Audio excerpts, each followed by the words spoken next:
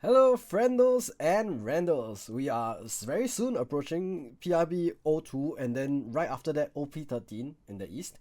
And today they just released a bunch of news around the OP13 leaders. So as of today, we have 5 of the 6 OP13 leaders confirmed and revealed. And I believe the last one is rumored to be Emu, which is going to be very, very interesting as well. But let's take a quick rundown of the leaders they've already revealed, and I even have deck lists for all 5 of the new OP13 leaders, so make sure to watch till the end to know what I've already cooked up. So let's talk about all the reviews first. First off, we have one of the earlier reviewed leaders, Red Green Monkey D Luffy. He is a red green 5k power leader. Dawn times 1 when your opponent attacks. If you have 5 or less active Dawn cards on your field, you may rest any number of your active Dawn cards.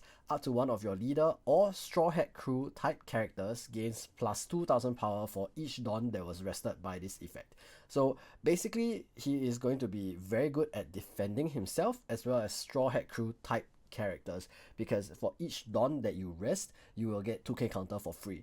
This means that I think he can have a lot of potential to protect his board really well as protect himself, especially in those late game board states. You just leave 5 Dawn open, and he will also synergize really well with cards like Urush, the new PRB02 3-cost Bonney, cards like this which restand Dawn at the end of your turn or just restand Dawn in general. Also, he is a supernova, so he will be able to use 5-cost Cavendish as well. So all of that has some pretty good synergy. All in all, I think seems like it has potential. I'm not sure if it will be good enough for the current meta. Of course, they also announced today that there will be a ban list in August, so that may also affect things. But as of right now, I think it has potential to be a very strong defensive leader. I'm not sure about the aggression. It does have red in its colors, so it can like maybe focus on rushing people down, and then instead of using Dawn to attach and swing for bigger, you can use that Dawn to counter instead. And if you're thinking about it like on a one-to-one basis, if you attach one Dawn, you force 1k from your opponent, but if you leave the Dawn unattached, you force your opponent to attach more than like 2 Dawn per Dawn you leave open. So that could be an interesting like back and forth that you have with the leader, and that also doesn't include like counter events. If you're using a counter event, it could also throw your opponent off their game, make them like unsure about what you're actually playing, or make it difficult for them to count out how much you're actually protecting the character for. So Red Green Luffy, I think, has some potential. I'm really looking forward to try him out. Of course, you know me, Red Green Law, big fan. And actually, one of my first ever One Piece card game tournaments, the first championship I entered was with Red Green OP01 Luffy. So I'm definitely going to try this out. I'm pretty interested in the different mechanics that this will have, and I'm looking forward to the support as well. Okay. Next, we have Red Blue Ace. He is a red blue 6k base power leader. So we're still continuing with the 6k base power leader trend, and I guess later we'll see something even higher than that. Podcast the Ace. On your opponent's attack once per turn, you may trash 1 card from your hand, give up to one of your opponent's leader or characters minus 2000 power during this battle. So notably, it is minus 2000 power instead of giving something plus 2000 power, which is pretty interesting. The key difference here, because it is during this battle instead of during this turn, is that you can synergize this with cards like Red Hawk, where you can reduce a 6k base character's power to 4k and then KO it with Red Hawk, which is, I think, interesting. It isn't minus for the whole turn, because that would be, I think, pretty broken. It would counter Green Zoro and SEC Luffy restands very, very well.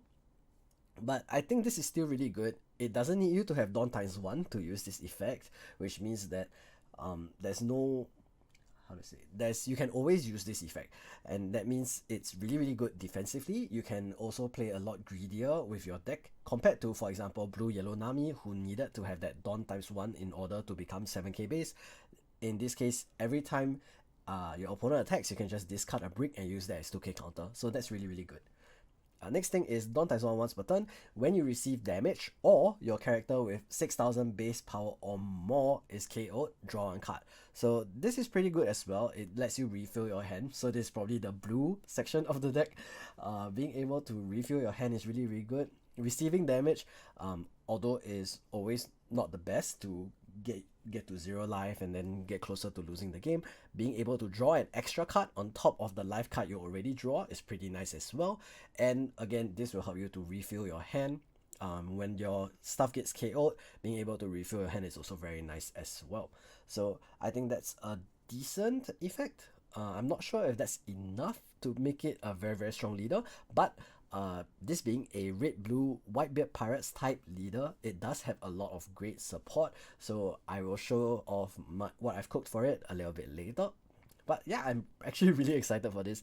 The one card I'm really excited to use again is Flame Emperor Entei. I think in the current meta, there's a lot of 8k bodies that you really want to get rid of. 8 cost Katakuri, 8 cost Mihawk, 8 cost Kid, I guess, and being able to answer that with one card and then also getting a 9k double attack in, I think it's going to be very, very, very satisfying. And I really miss Red Ace. I enjoyed playing him a lot in OP13, so I hope this deck is going to be playable. Next, after Ace is his father, Gol Roger, the Pirate King himself, which is first of his kind, by the way, Pirate King type leader other than the 10 cost Roger character. 7000 base power, first of his kind. Very, very, very interesting effect as well. First of all, 7000 base power, 5 life, dual color, can attack. So it is very, very, very powerful. However, the effect is pretty interesting, like how they gave it a drawback. So if you have any Dawn cards on your field, if you were to add Dawn during your Dawn phase, give one of those Dawn to your leader. So for example, if you have 0 Dawn, this effect doesn't trigger. So your first turn, it doesn't trigger at all. Alright? But going from 1 Dawn to 3 Dawn, 2 Dawn to 4 Dawn, so on and so forth, if you add Dawn during your Dawn phase, one of those Dawn goes straight to your leader instead of to your cost area. This is quite a big drawback. You're not able to play on curve like most other decks. So on 1, you play normally. On 3, you're only allowed to play 2 Dawn. On 5, only 4 Dawn, so on and so forth. All the way until 10 Dawn. Because if you are at 10 Dawn, you don't need to add Dawn cards to your cost area anymore. So this effect will not trigger. So pretty interesting how they made this drawback. I think it is a reasonable drawback for having a 7k base power leader, not being able to play on curve like the rest of other decks. And I think this is also somewhat mitigated by the deck being purple, so you will be able to, I guess, ramp to offset this a little bit. The second effect is if you have 9 or less Dawn cards on your field, give this leader minus 2000 power. So 9 or less meaning you have to have 10 in order to have that full 7k base. Now, I think this is actually very reasonable. If you're not playing any ramp at all, for example, turn 6 is the latest you will activate this. And if you are playing ramp, you can get this as soon as turn 4, right? So it can be very powerful still. I think 7k base is something that is going to be very, very, very, very, very, very strong. If you remember Red Purple Luffy, he has a lot of pressure as well. And another notable thing is that this 7k base is on both attack and defense, whereas for example things like Blue Yellow Nami is only on defense. This is on both sides, so it's going to be very powerful in aggressive sense as well as a defensive sense. I think he not being able to play on curve is going to be very, very significant of a drawback. However, it's definitely something you can play around. It's something that you can kind of ramp over, and purple has a lot of great support in order to get you up to that 10 Dawn really, really quickly. So I think it's going to be playable. I'm really excited to try it out. It's actually very difficult to find a good engine for this, but I think I found one. As of right now, without any support like that we can see yet, I found a pretty decent engine already. So I think playable leader. Okay, Next of the three brothers is Sabo. He is a red-black, again, leader. Red-black 5k base. If you have 4 or more life cards, give this leader minus 1000 power. So kind of like Red Purple Kid from SD10. So super big throwback to that leader. But again, notably, Red Black mixed color leader 5 life. So pretty significant difference there as well. Next, Dawn times 1. If you have a character with a cost of 8 or more, all of your characters and leader gain plus 1000 power. Notably, this is on both turns. So on your turn, 4 becomes 6, 5 becomes 7, and on your opponent turn, same thing, 4 becomes 5, 5 becomes 6. So 6k base. And this is on both characters and leader, and is not type locked. The characters do not have to be a specific type to get this bonus, which is really, really strong. I think that has a lot of like powerful implications for a defensive like type of deck. Like for example, if you look at red green smoker, 5 costs 7k, becoming 8k smoker in that deck is really difficult to remove. So similarly, this is going to be very difficult for you to remove things with combat. I think that having a character of cost of 8 or more used to be quite a significant like hoop to jump through, but now with all of the Black Revolutionary support that came for Koala in OP11, this actually seems in OP12, sorry, this actually seems pretty feasible. And I've also made a deck list for this, and despite the fact that the leader is actually not type locked, I think it makes the most sense to still go like a full Revo Army package. Another interesting thing is that the leader also has the Dressrosa type. As of now, I don't think there's anything that's too significant, like in terms of like what support this really enables for the deck, but I think it's still good to know, especially because if they do end up printing more Dressrosa support, that could be like important in the future. Last but not least, we do have Bonney. She is a yellow 5 life 5k base leader, so quite basic standard. 8 hit slash Bonney Pirates, no supernova type, which is shame, but it is what it is. Your turn, once per turn, this effect can be activated when you play a character with a trigger. Give up to 2 rested Dawn cards to your leader or one of your characters. So pretty aggressive deck in terms of like once you read it, you're kind of thinking, oh okay, it's kind of like green yellow Yamato. So immediately I'm thinking of how to cook this deck already. But I think it does have some pretty significant like aggro options. So with PRBO2, you get the new Otama 2k counter, for example, and I think that will be a very good enabler for the deck. Okay, so now that we've talked about all of the different leaders, my first impressions, let's talk about the deck list that I've already cooked up. So I use PunkDB for most of my deck building. It's available on mobile, it's in Japanese already, so it already updates like with all of the new Japanese cards. I find it very convenient, so that's what I've been using. Anyway, starting off, we have Red Green Luffy. I think a Supernova package probably makes the most sense for this deck. I know that the leader effect only protects Straw Hat type characters, but I think primarily you want to just be using it on your face instead. So you don't want to leave like too much Dawn open in the early game because you want to be playing on curve for the most part. So in general, I think it's better to just focus on playing good cards rather than forcing like, oh, let's run the Straw Hat package. But I do see like potential in running things like 7 cost Luffy, for example, because there's quite a few good 4 cost and below Straw Hats now, and you could do things like 4 cost Film Brook into flooding more Straw Hats and then protecting from there, which could also be very strong. But for my first draft, I think we're gonna go on a primarily green focused Supernova build with some Straw Hats sprinkled in instead. And this is also important because it makes Tashigi a lot more usable. Red doesn't have that like protection from counter like KO effects that we really want, like Tashigi basically, and I think this could be a much better way to do it for now. So we are going to be running both Bonney Searcher and the Kid and Killer Searcher, which can be used.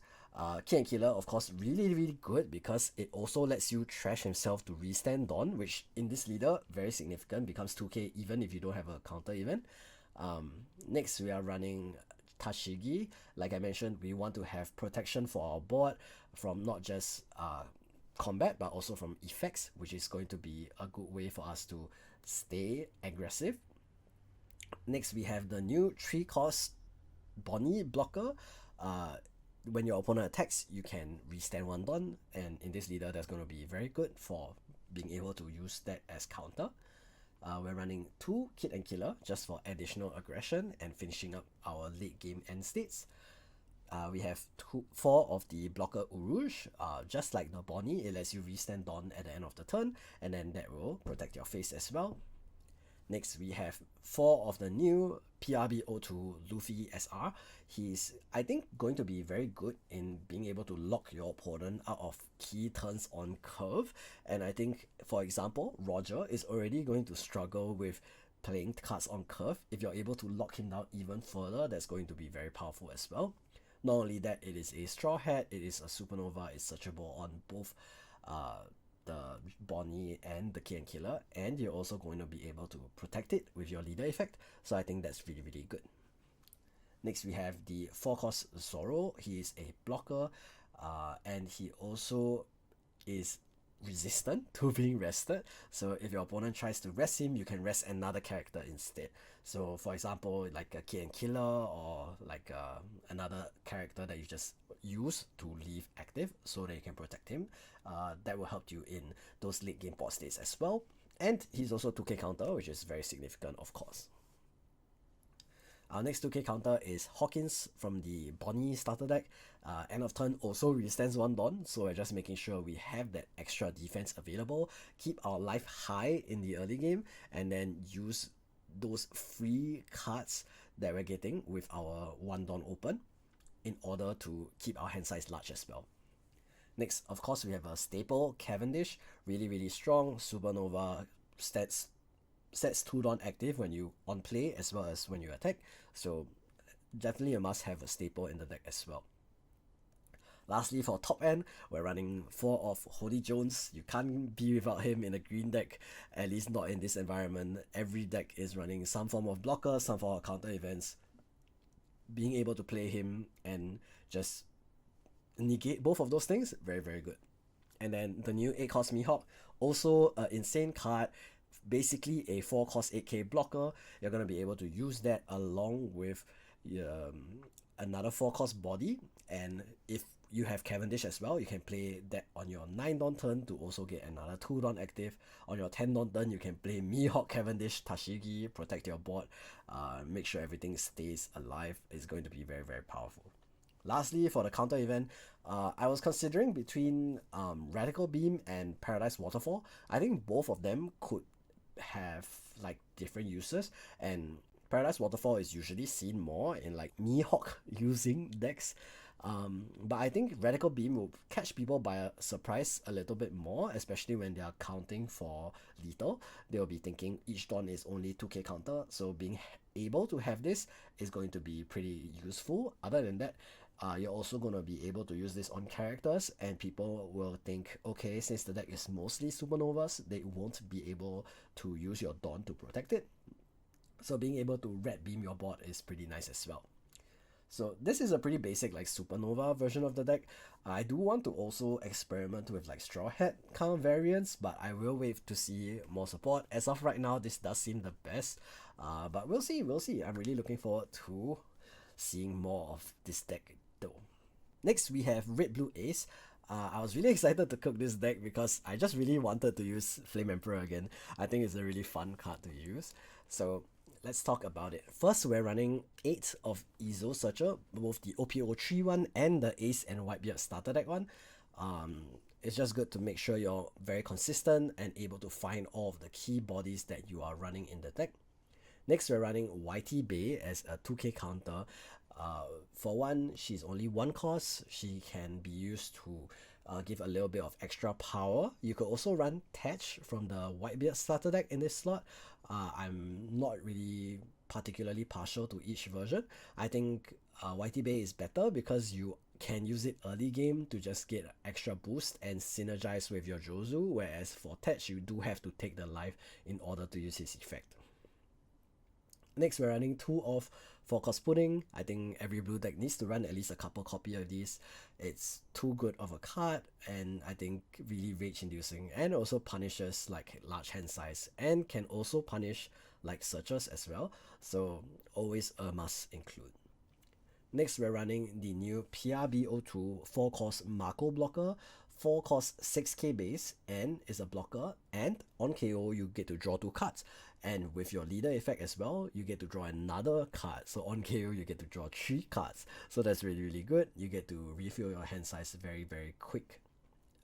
One thing, since we were talking about pudding earlier, this deck does seem like it will be like super susceptible to getting puddinged, but I think the main strat will probably just to like guard every hit and like try as much as possible not to take any life at all.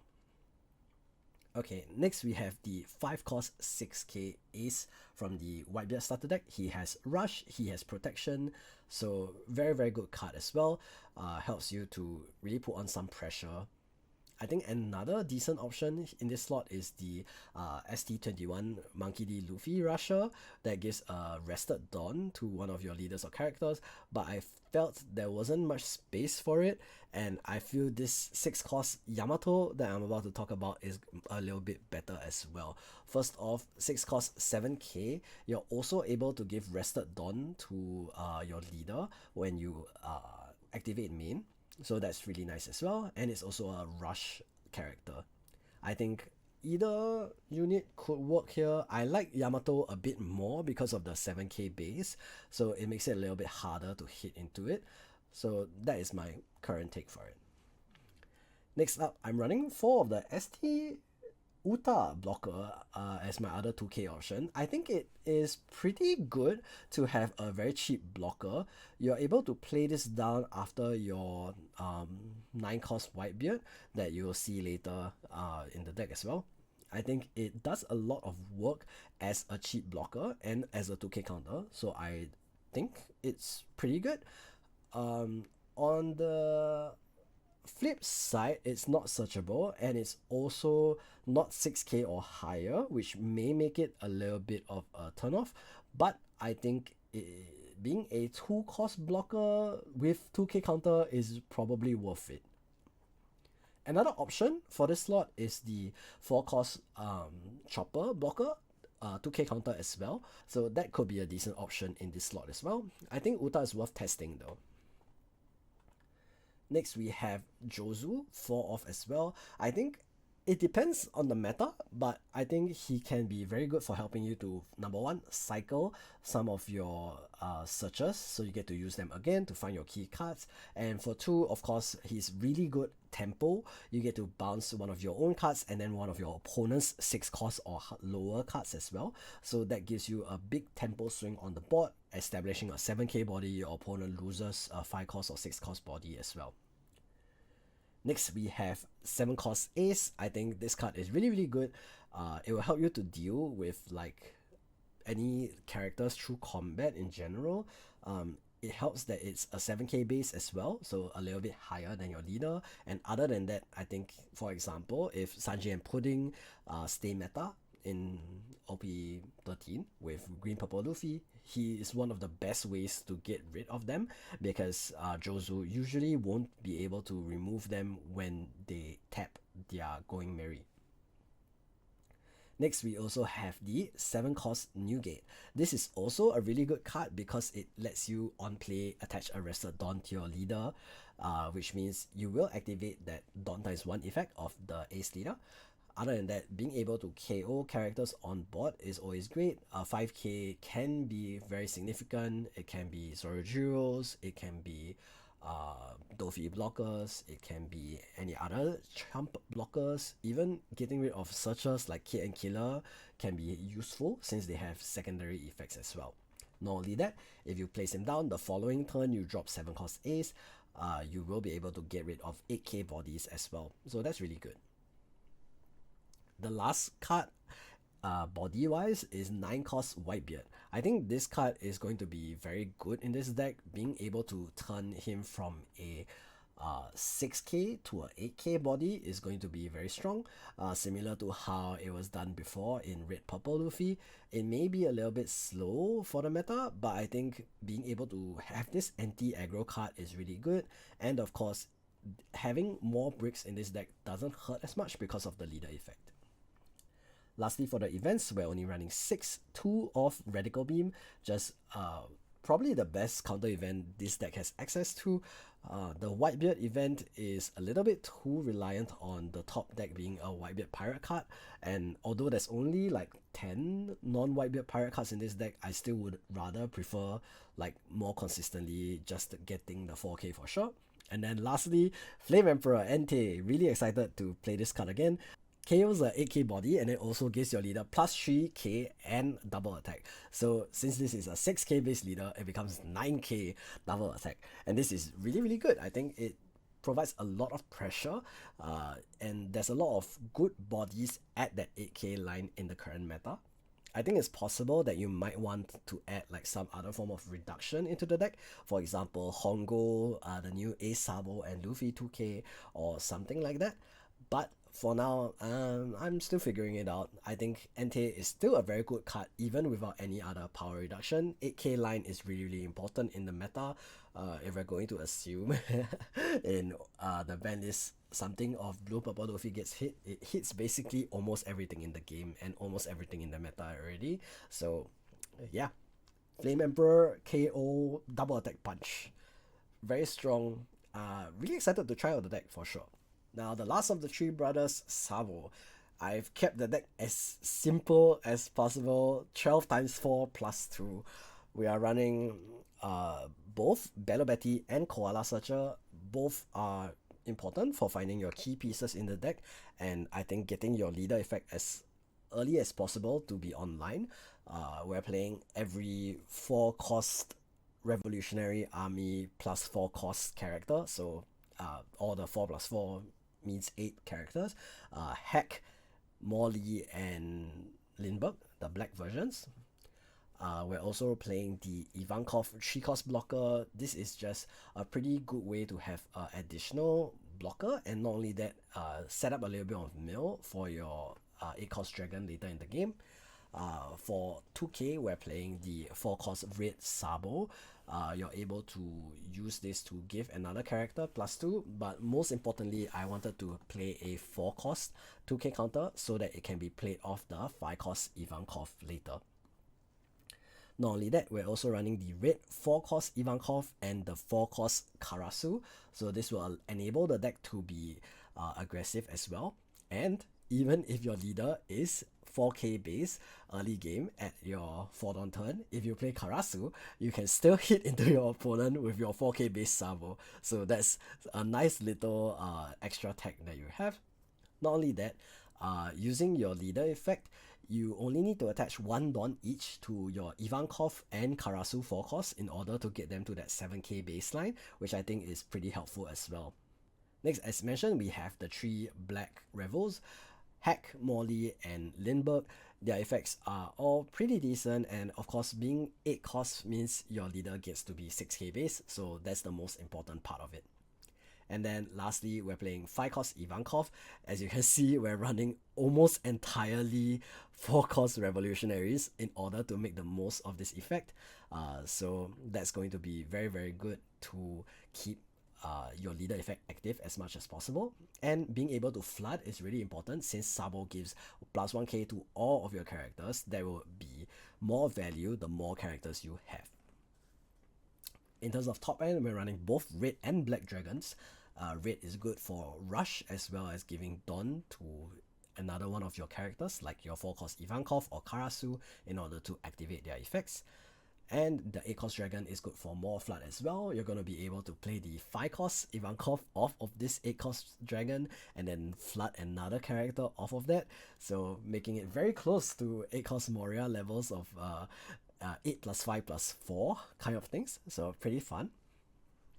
And then lastly, for the 2 event counters, we're just running the Black Revel event, mostly because it is searchable and you are very likely to have an 8-cost revolutionary on the board with this deck, with them both being 8 costs and also hard to remove through combat because of the +1k. So that's the basis of the red-black Sabo deck. I think it's pretty basic. There's lines that you can think of where you may want to change some of the cards out. I think maybe 3 cost Ivankov is the card that I'm not sure about the most. I really wanted to play 6 cost Robin in this deck, but unfortunately she's locked to Koala and not Revel Army, which I guess, I mean, it is what it is. I think this deck with that Robin would be very, very powerful though, so I guess it's fair.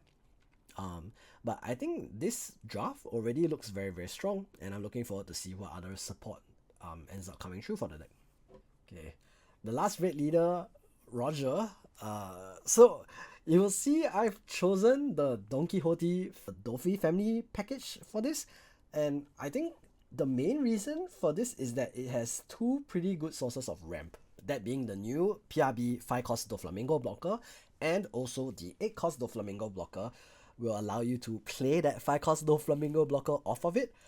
And lastly, it also has God Thread, which is, despite having Luffy's face really big there, is a Don Quixote family event. So all of those cards end up being searchable by the 1 cost Sugar, which is really good.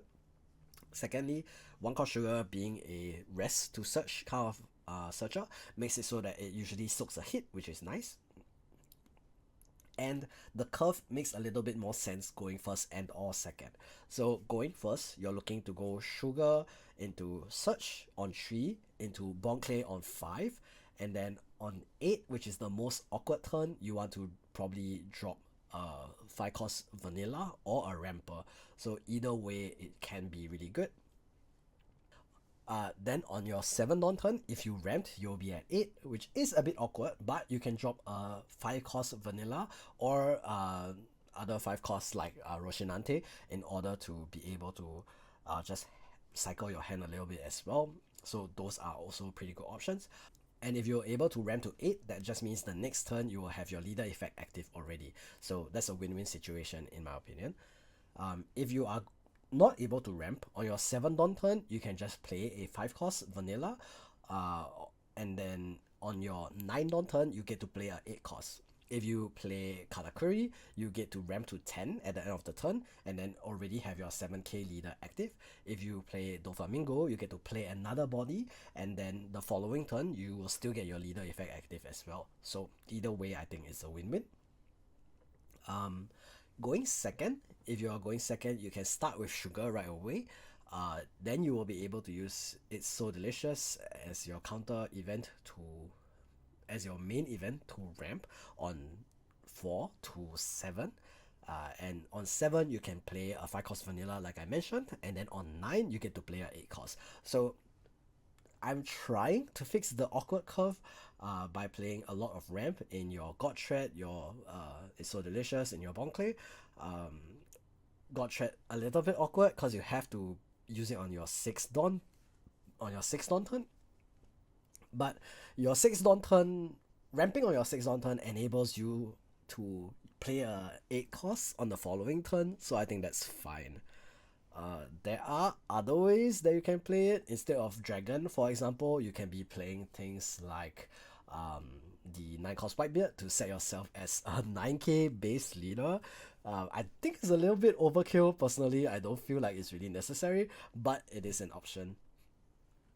Not only that, I think the Don Quixote family package has the most in archetype like 5 cost 6k, 5 cost 7k cards, which I generally want to play more of that kind of card because your leader is already at 7k base. You don't really want to play too many like 5k bodies in general. Early game, of course, you are going to be 5k, but later on you are going to have that 7k base. You want to have that kind of like aggression with those 7k bodies, those 7k attacks repeatedly. Now, red purple as a color doesn't have a lot of protection, so that's going to be a little bit of the difficult part when it comes to being able to deal with removal focus decks. But that's why we are playing both 8 cost Dragon for Rush and also 8 cost Dofi for Flood, so we can play both fast and we can also flood the board wide. The last deck list is for Bonney. I think Bonney has a lot of potential. She is very nice aggressive deck, and the way I wanted to build her is with the EBO2 5-cost Vegapunk. I wanted to focus on flooding the board as well as using Vegapunk being a trigger to be able to flood sideways even faster.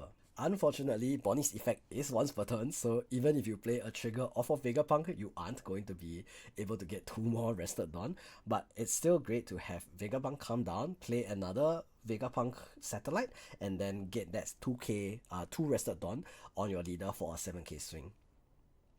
I think this is even better because you do have Shirahoshi now from OP13 as your board protection. You're able to use that to flip life over instead of having your board removed, and then when your life gets flipped over, you can play the new PRB 2-cost Otama, take that life from its face up position to your hand, and then get 3k on something, and then your leader gets to put 2 Rested Dawn on something else. So that effectively makes that Otama 5k for that 2 cost, which is pretty good. I think that has a lot of potential for sure. Lastly, I think we are going to be running 6-cost Kuma as well. It's Bonney, we have to put Kuma in the deck as well. It's a 6-cost that becomes an 8-cost, so easy to protect. And it also falls under protection from Shirahoshi, which is great, and it also lets you heal cards. So even if you don't have Otama when your life gets flipped up for Shirahoshi, you can use the Kuma instead to add a face down life so that you don't have to worry about that. And then lastly, for top end, we are playing pretty aggressively, so we are going to run 8-cost Kit in order to help to secure those last lives from our opponent as well, and help to burn our opponent down. So as you can see, the majority of the deck is trigger, so only 12 cards don't actually like trigger your leader effect. And I mean, ideally you want to play Shirahoshi down on 2 Dawn anyway, or alongside another characters to make sure you have protection for it. So I think it's still pretty okay. Only on your 6-cost Kuma and your 8-cost Kid turns you don't really get to use your leader effect, but you can always like play Kuma and Lilith on the same turn, for example, and maybe they'll give her a searcher that costs like 1 and has trigger as well, and that could be the way that you are, you know, able to activate your leader effect on those turns where you want to play your boss monsters as well. That being said, that was all the 5 OP13 new leaders, as well as my day 1 copium deck builds for all of them. I think even without any support, the leaders all have very powerful effects and can already have playable decks without any support printed for them yet. So that is a good sign. I think those leaders seem to have potential, and I'm really excited to try them out once the set list actually comes out, and I will definitely revisit cooking these decks again. Hey, maybe like the support they print isn't too much and we can just use these deck lists for those videos as well. But that being said, thank you, friendos and randos, for watching up till now. If you liked the video, make sure to drop a like as well as subscribe to the channel if you haven't already. It really helps me out. I really appreciate it so much. And I will see you guys again next time. Peace out.